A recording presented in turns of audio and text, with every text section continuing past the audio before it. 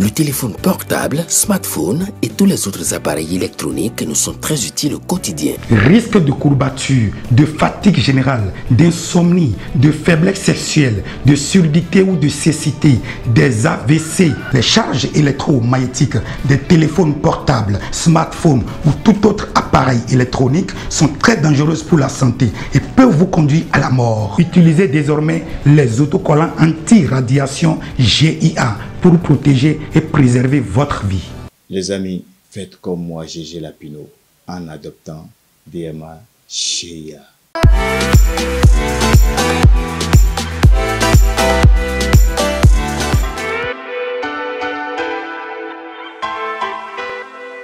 Et voilà, mesdames et messieurs, nous voici à ce numéro de votre émission matinale, le meilleur réveil. Nous y sommes donc pour le compte de ce 28 novembre 2024. Tout de suite, la revue des titres avec Mathieu Kolawole-Bokor, que j'installe pour vous déjà sur ce plateau, mesdames et messieurs. Mathieu Kolawole-Bokor, bien le bonjour. Bonjour, Latifat, bonjour à tous les amis internautes. La revue des titres, c'est avec vous. Nous démarrons déjà par quel quotidien? Allez, pour ce 28 novembre 2024, nous allons démarrer par le pays émergent qui met Assemblée nationale. Le président Louis Béounou Vlavonou échange avec une délégation de l'association des ressortissants béninois résidant à Malabo. L'événement du jour, délivrance des actes relatifs à la nationalité, une autorité mise en place pour garantir l'efficacité du service aux citoyens, le télégramme, désignation des chefs de village, contestation de la légalité de l'Union progressiste Le Renouveau devant la Cour constitutionnelle, l'autre quotidien, agrément au code d'investissement du Bénin, 8 sociétés de production éligibles au régime incitatif. L'emblème du jour, accord de gouvernance locale entre l'Union progressiste Le Renouveau et le BR vers le maintien en poste des anciens chefs quartiers fidèles s'interroge. L'emblème du jour, fraternité, cité financière annoncée au Bénin, un hub des bonnes affaires, un socle de développement. La nation,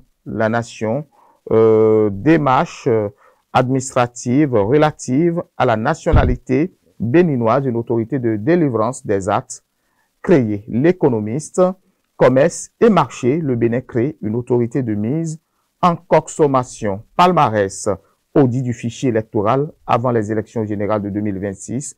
Patrice Talon dit oui, Djogbenou dit non. Matin libre qui met en manchette ses nominations à la place d'élection sous Talon, avancée au recul démocratique, s'interroge Matin libre. Et on finit par Gasquiani Info qui met caporalisation justement des médias publics au Bénin. RSF tacle le gouvernement Talon. Présentation de l'actualité de ce matin. Nous démarrons par cette actualité qui fait la une des quotidiens depuis quelques jours. Adhésion à l'UPR de Noël Chadaré. Mathieu Kolawole-Bokor, où est la logique? Oui, s'interroge justement un quotidien de la place Matin Livre. Il faut le nommer en tout cas l'ancien secrétaire général de la COSI Bénin, Noël Chadaré, a adhéré au parti l'Union progressiste Le Renouveau. Vous-même, vous le dites si bien. Pour quelqu'un qui a tout le temps pris position contre certaines options du régime de la rupture, ce saut, les deux pieds joints dans la mouvance présidentielle est surprenant. Pour ceux qui aimeraient le voir plutôt du côté de l'opposition, l'homme s'en défend dans les colonnes de Le Matinal. J'étais dans le syndicalisme, je n'étais pas dans l'opposition, a-t-il martelé. Moi, je suis défenseur des travailleurs et les différents gouvernements que nous avons eus, que ce soit celui de Soglo, de Yahi ou de Talon, ce sont des partenaires du dialogue social. Le syndicat n'est pas opposant au gouvernement, a-t-il laissé entendre, mais où est la logique quand quelqu'un qui attaquait le pouvoir se retrouve du jour au lendemain du côté de pouvoir? S'interroge justement Matin Libre. Noël Chadaré aura beau s'expliquer, la couleuvre ne passe pas. Et quand il dit vouloir continuer en politique, ce qu'il faisait quand il était syndicaliste, cela suppose-t-il de prendre position contre une décision qui menace la paix et la cohésion sociale ou l'intérêt de la grande masse dans un contexte où les voix critiques sont persécutées? Ce n'est certainement pas au sein de la mouvance qu'on acceptera un autre son de cloche. Soit l'ancien syndicaliste approuvait intérieurement le régime de la rupture. Dans ces conditions, manquait-il alors de sincérité dans ses prises de position. En tout cas, la question reste toujours pendante. Nous parlons à présent de l'hommage rendu à Abel Gbeto Yenomon, membre... Pardon? Oui, Gbeto Yenomon. Membre fondateur de l'Association des journalistes économiques du Bénin. Effectivement, un hommage a été rendu à Abel Gbeto Yenomon, membre fondateur de l'Association des journalistes économiques du Bénin. Abel Gbeto Yenomon a été honoré par ses pairs au cours d'un mini-colloque consacré à ses œuvres à la Maison des médias à Cotonou. Toute sa vie, Latifa Durand, il va osciller entre les chiffres et les lettres comme un skieur expérimenté avec un bâton scientifique et un bâton littéraire, a déclaré le journaliste Jonas Gbefo Fidèle, compagnon de l'illustre disparu. Abel Gbeto Yenomon a fait son entrée à l'Institut national d'économie en 1986, d'où il sort avec le diplôme d'économiste option planification en 91, après avoir obtenu son baccalauréat série C. Il aurait pu s'en arrêter là, mais il ne pouvait résister à sa passion pour le journalisme. Ainsi, il postule à la formation des journalistes spécialisés pour les agences de presse d'Afrique de l'Ouest, formation qu'il a suivie au Centre Ouest africain des médias et à l'agence Bénin Presse du 5 septembre 94 au 28 février 96. À cette formation de base s'ajouteront d'autres qui vont davantage forger sa pratique du journalisme ainsi que sa capacité à analyser les politiques économiques, surtout de l'école de journalisme de Lille en France à la Banque islamique de développement, passant par la Banque mondiale et l'Organisation mondiale du commerce. Feu Abel Gbeto Yenomon a laissé des traces sur le plan national, continental, voire international.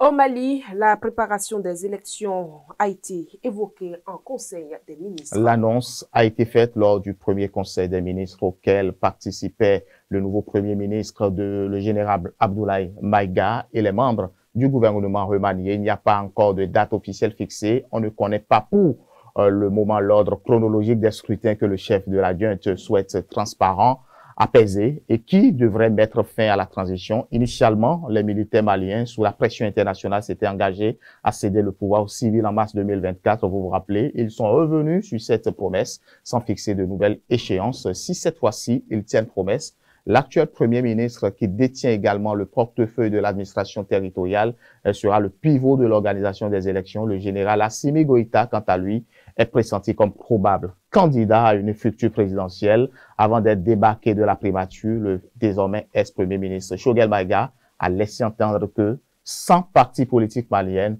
pro-junte ont discrètement reçu leur agrément.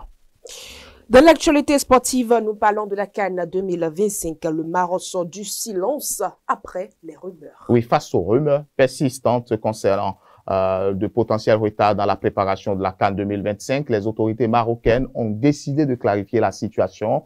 Le royaume affirme que les travaux de modernisation des infrastructures suivent leur cours normal, balayant ainsi les spéculations sur un éventuel retrait de l'organisation. Le plan d'action comprend la rénovation de 6 stades, l'aménagement de 24 terrains d'entraînement et la construction d'infrastructures hôtelières modernes répondant aux standards internationaux. La Confédération africaine de football ne cache pas sa vigilance quant au respect des délais. Une réunion cruciale est programmée en février 2025 pour évaluer l'avancement des préparatifs.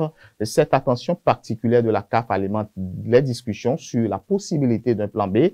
Latifat avec l'Algérie régulièrement citée comme alternative potentielle grâce à ces installations existantes. Toutefois, les responsables marocains assurent que les travaux majeurs touchent à leur fin, ne laissant que des ajustements mineurs à effectuer comme l'entretien des pelouses. D'accord. Bien à vous, Mathieu Kolawale Boko. Mesdames et messieurs, le forum matinal.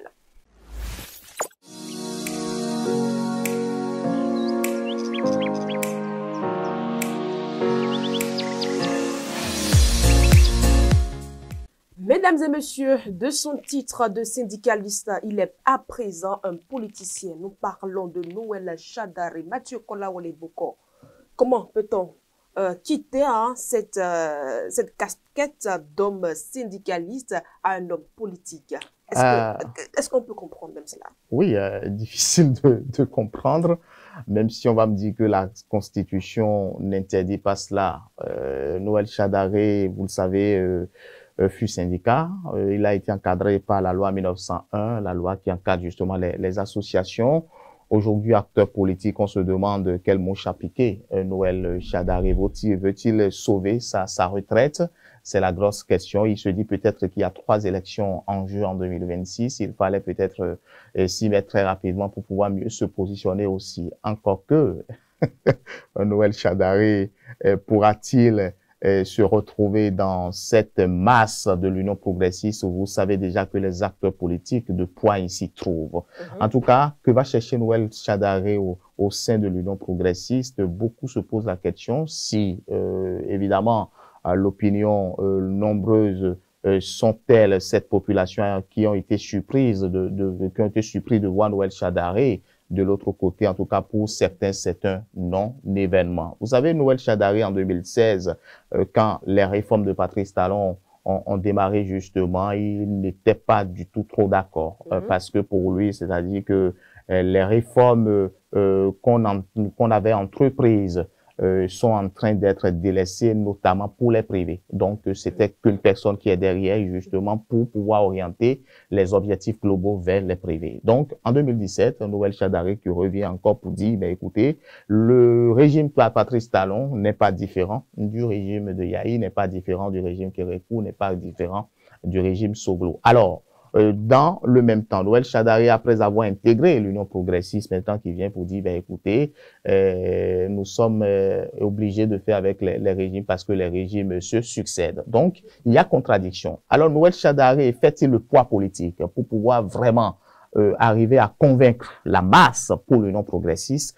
Et je pense que le président Diogbenou aurait peut-être mieux réfléchi avant de le faire parce que on assisterait beaucoup plus à d'inquiétudes parce que on attend peut-être 2026 pour pouvoir mieux nous situer ou encore qu'on attend 2025 parce que c'est l'année cruciale pour pouvoir peut-être commencer déjà les pré-campagnes. On attend de voir si Noël Chadari, malgré ses positions, pourrait convaincre l'Union progressiste ou pourrait convaincre la population ou la masse. À l'emploi, être syndicaliste ne veut pas dire être opposant. Et évidemment, oui, être syndicaliste ne veut pas dire qu'on est opposant. Alors, pourquoi ces différentes déclarations?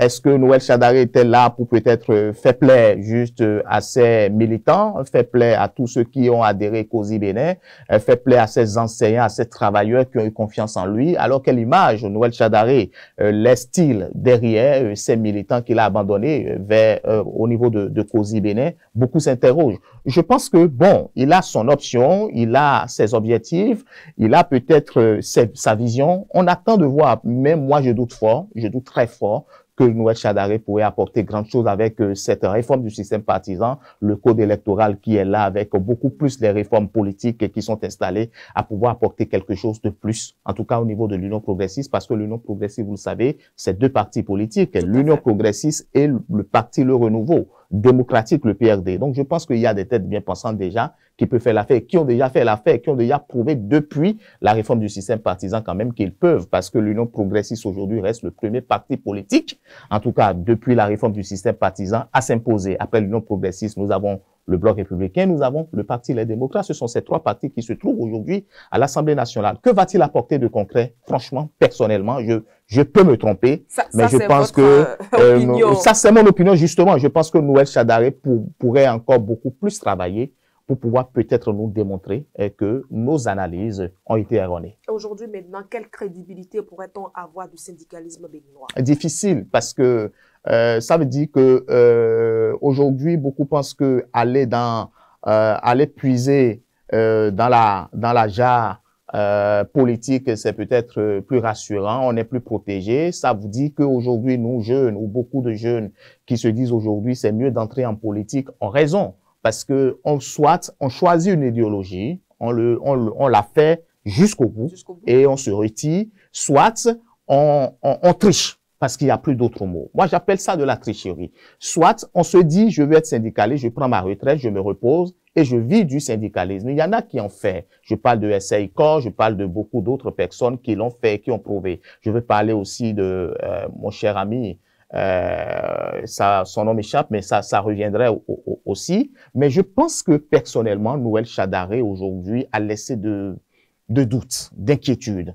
d'interrogation au sein quand même de la population et même au sein de ces militants, parce que ça veut dire que quand vous quittez le syndicalisme, malgré la loi 1901 qui encadre les associations, vous pouvez maintenant entrer en parti politique pour pouvoir aller chercher juste votre gagne-pain.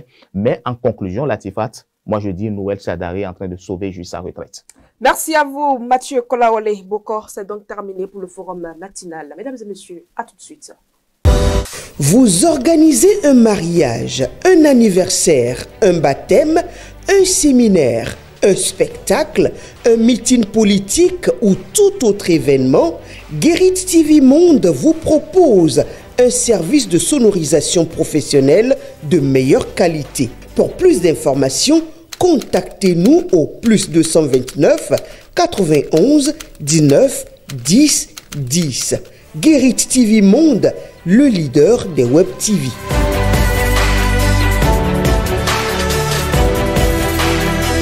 Mesdames et messieurs, nous sommes à présent de retour sur ce plateau. Nous passons à présent à la livraison de la météo de ce jour.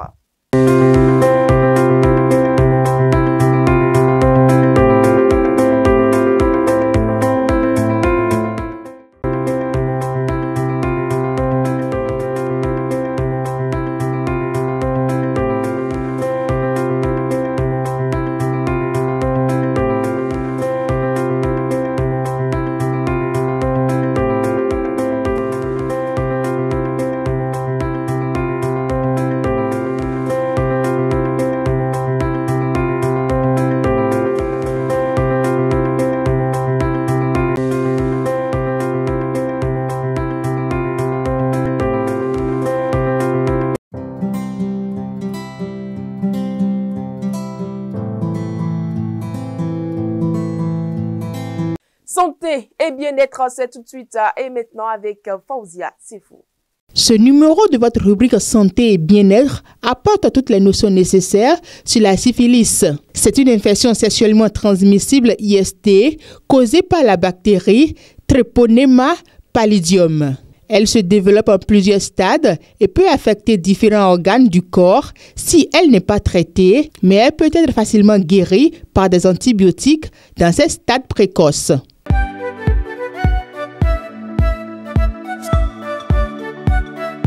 La syphilis est causée par l'infection par la bactérie Treponema pallidum. Elle se transmet principalement par voie sexuelle, vaginale, anale ou orale avec une personne infectée. Elle peut également se transmettre de la mère à l'enfant pendant la grossesse, ce qui peut entraîner des complications graves pour le nourrisson, une infection appelée syphilis congénitale.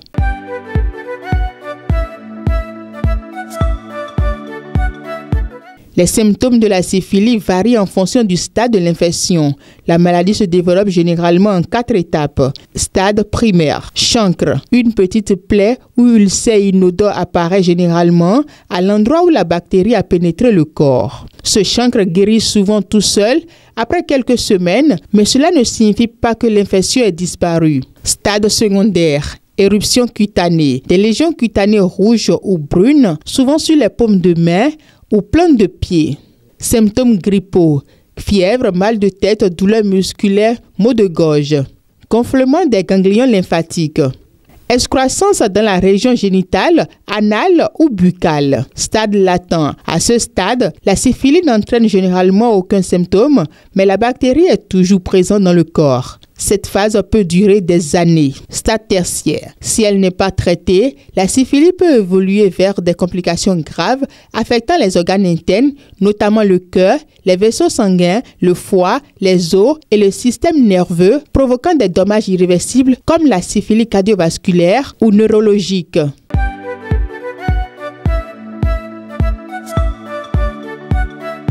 La syphilis est facilement traitable avec des antibiotiques, généralement de la pénicilline, qui est très efficace.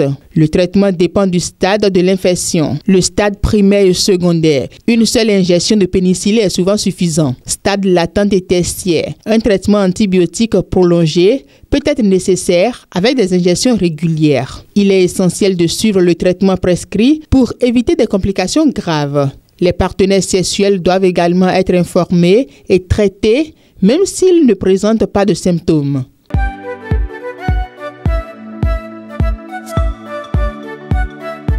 Bien que l'alimentation n'ait pas de lien direct avec la guérison de la syphilis, il est recommandé d'éviter certains aliments ou habitudes alimentaires pendant le traitement, surtout si vous avez des effets secondaires ou une infection coexistant avec d'autres problèmes de santé. Aliments et boissons riches en sucre. Les sucres peuvent affaiblir le système immunitaire, ce qui ralentit la récupération. Aliments acides ou épicés. Si vous avez des ulcères ou des lésions génitales, ces aliments peuvent irriter les plaies. Alcool. L'alcool peut interférer avec l'efficacité des antibiotiques et affecter le système immunitaire. Aliments transformés et gras. Ceux-ci peuvent aussi contribuer à une inflammation corporelle et nuire à la santé génitale, affaiblissant la capacité de votre corps à lutter contre l'infection. On se retrouve donc dans la deuxième partie de cette émission, juste après cette virgule publicitaire. Vous organisez un mariage, un anniversaire, un baptême, un séminaire, un spectacle, un meeting politique ou tout autre événement, Guérit TV Monde vous propose un service de sonorisation professionnelle de meilleure qualité. Pour plus d'informations, contactez-nous au +229 91 19 10 10. Guérit TV Monde, le leader des Web TV.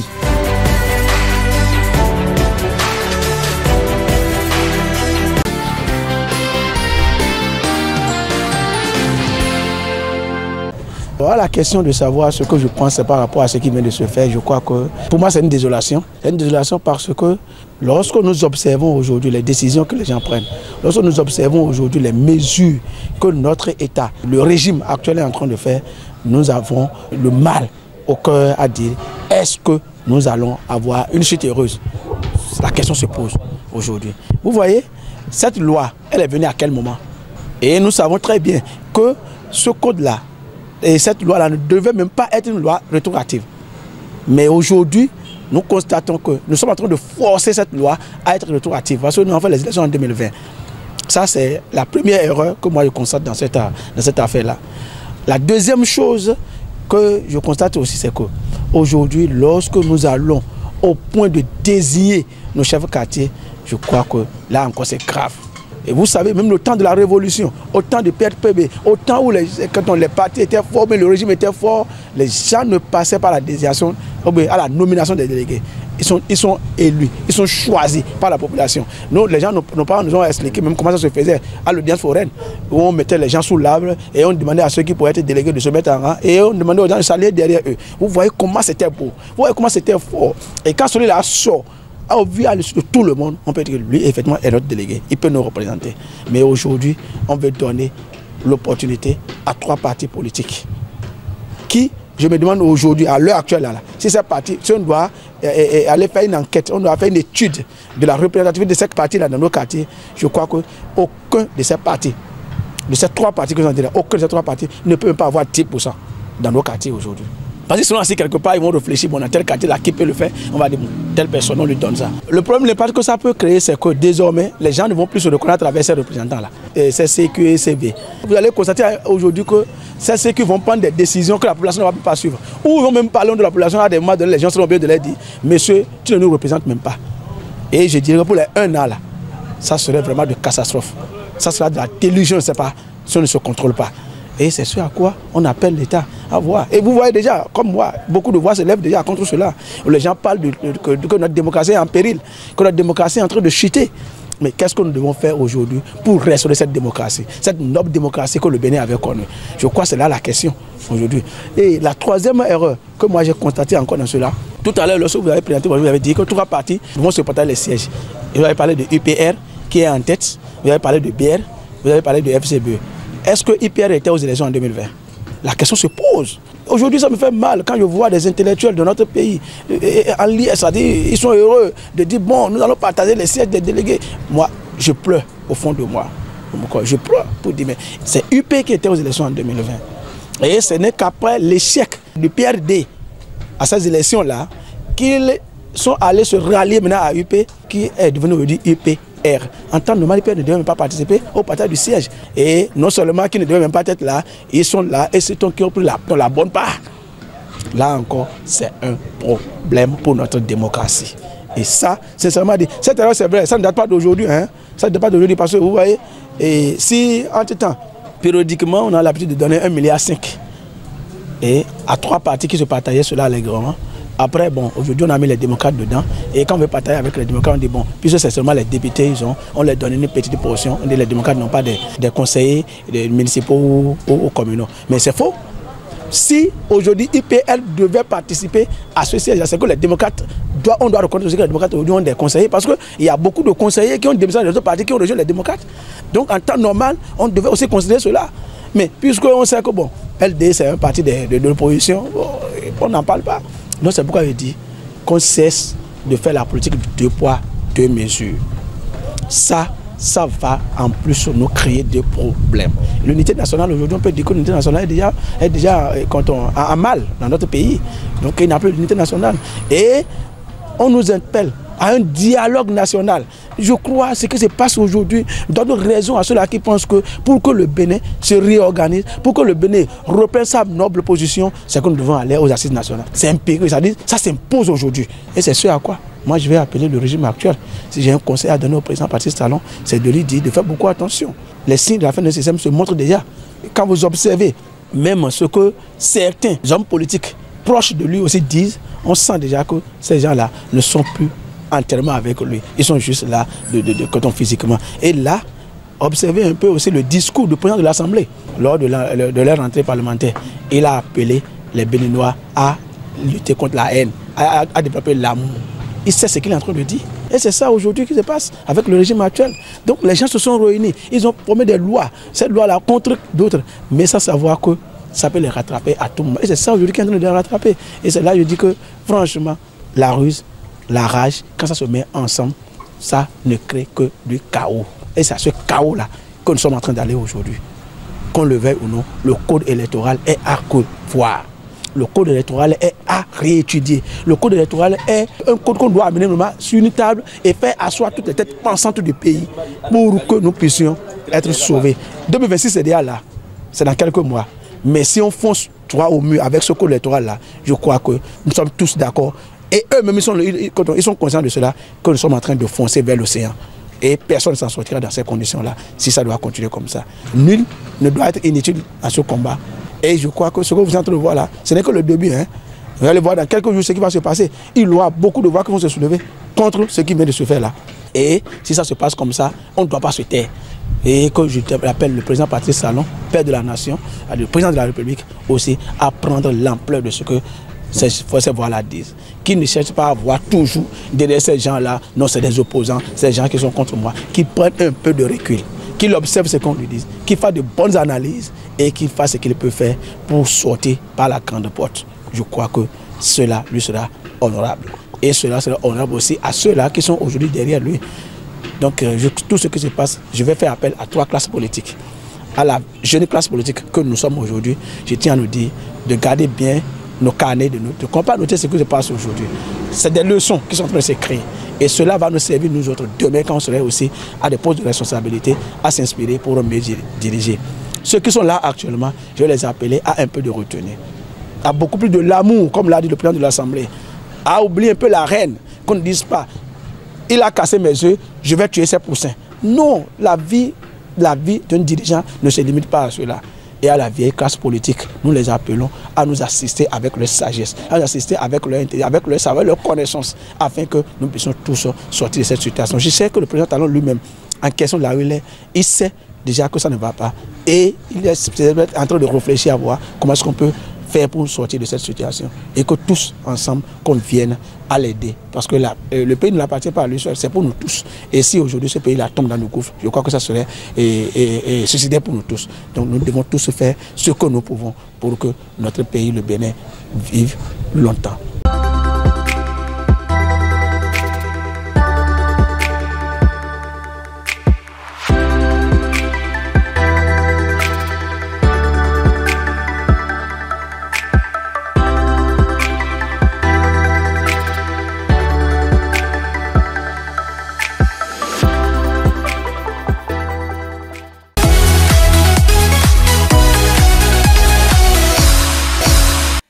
C'est la dernière manche de cette émission, mesdames et messieurs, nous voici donc sur ce plateau avec Fauzia Sefou pour la présentation du menu de ce jour. Fauzia Sefou, bien le bonjour. Bonjour à vous, Latifat Kounou. Quoi de beau aujourd'hui? Alors, aujourd'hui, on va faire plaisir. Bon, on dit que c'est pour les femmes, mais tout le monde mange, je pense bien. On va faire du shawarma. Ah. Bien sûr. D'accord. Oui. Donc, vous savez bien le faire? Bien sûr, je sais faire du shawarma. Alors shawarma là, fait maison, simple. Shawarma fait maison. Bien sûr. Alors, pour y arriver, on aura besoin de quoi? Oui, pour y arriver, ça on c'est aura... une recette que je dois suivre de près. On y va? Il n'y a même pas de souci, suivez de très près. Pour y arriver, on aura besoin d'abord des pommes de terre, des feuilles de laitue, des boulettes de viande ou bien de la viande même. C'est à vous de voir. Du pain libanais, le ketchup, c'est-à-dire la sauce tomate. La sauce tomate, ça peut être sucré ou salé. D'accord. Et c'est aussi simple. Et le piment? Non, c'est au choix en réalité. Il faut nous proposer ça. Il ne faut pas dire que c'est au choix. Il faut nous proposer à venir ça dedans. Maintenant, il y a aussi le piment. C'est pour ça que je disais que je vais suivre la recette là de très près. D'accord. Pour la préparation, on aura besoin. Donc, vous avez oublié. Il y a aussi l'oignon parfois. Il y a aussi l'oignon. Il y a aussi le chou. Donc, du coup, c'est le choix. C'est la personne qui veut préparer de choisir ses ingrédients en réalité. Et il y a aussi l'autre sauce qu'on met dedans là. C'est ça que j'appelle le ketchup en réalité. Ketchup. Non, ça c'est... Ah bon, c'est ça que vous appelez ketchup? Oui, c'est ça. Ah, ça. C'est un shawarma spécial. Hein. Oui, on y va. Donc, pour la réalisation, on aura... comment faut-il procéder? Alors, pour la réalisation, il faut d'abord frire les pommes de terre. D'accord. Pas frit comme les frites, non. On met ça un sur... peu mou, ça doit pas être croustillant. Croustillant, voilà, vous avez compris. Je sais. Et bien laver, très bien laver les feuilles de laitue. Et puis après, on prend notre pain libanais qu'on étale proprement. Et après avoir étalé, on met les feuilles de laitue. Puis après, on pose les pommes de terre. D'accord. Et puis, c'est le tour de la viande. On met bien la viande dedans. On met bien la viande. On met l'oignon. On met le piment, si on a entend choisir le piment. Et on met la sauce, le ketchup, sucré ou salé. Et on ferme. Quand on ferme, maintenant, on met dans le... On ferme pas. On enroule. Ça fait le truc là. Et on le ferme pas. D'accord. Fermé, enroulé. Mais ce qui est sûr, on ne laisse pas ouvert pour pouvoir mettre ça sur le four, dans le four ou dans le charbon. Sur la braise. Sur la braise. D'accord. Donc voilà un peu. Et puis juste, je sais pas... Faut voir, bon, en tout cas. 5, 7, en tout cas un peu moins de 10 minutes. D'accord. C'est déjà prêt. Et puis c'est croustillant, on mange proprement. Voilà. Et vous réalisez ça chez vous bien? Oui, je réalise ça chez moi. Moi, je n'utilise pas le four, mais la braise de charbon. Bon, on va pas faire de la publicité ici. Bien sûr. Donc, voilà donc ce que nous propose Fauzia Sefou. Je préfère clôturer la rubrique comme ça, sinon nous allons nous bagarrer sur ce plateau. Mais pourquoi? Attendez, voilà donc... Vous réalisez ça ici sur le plateau. C'est bon. C'est possible aussi. Hein? Merci. Vous en avez déjà trop fait même. Formidable. Merci donc à vous, Fauzia Sefou. Merci à vous, mesdames et messieurs. Nous sommes donc à la fin de cette émission. Merci de nous avoir suivis. À demain pour le dernier numéro pour le compte de cette semaine. D'ici là, portez-vous.